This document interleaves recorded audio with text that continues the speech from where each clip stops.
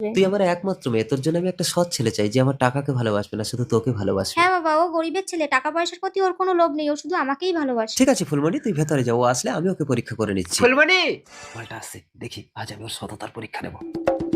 ফুলমণি, এ কি এত টাকা?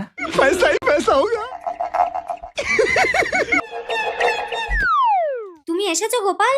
বাবা। নমস্কার। ঠিক আছে ঠিক আছে। তোমার নাম কি বাবা? গোপাল। তুমি কি আমার মেয়েকে ভালোবাসো? হ্যাঁ।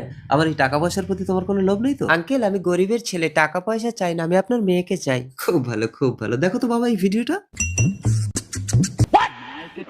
ছি গোপাল, তুমি এত নীচ, এত লোভী, বেরিয়ে যাও আমার ঘর থেকে। আমাকে ভুল বুঝছি। যাবে না? আরে এইসব গরিবের ছেলেরা লোভিয়া, এদেরকে কখনো বিশ্বাস করতে নেই। সামান্য 5,000 টাকার লোভ ছাড়তে পারলো না। বাবা, এই তো তোমার টাকা। তার মানে ছেলেটা টাকা নেয়নি। দেখি ভিডিওটা ভালো করে। হ্যাঁ হ্যাঁ, এই তো টাকাটা হাতে নিয়ে রেখে দিল। গরিবের ছেলেরা সত্যিই সৎ হয়। ওহো, ছেলেটাকে চিনতে আমি ভুল করেছি মা। যা তুই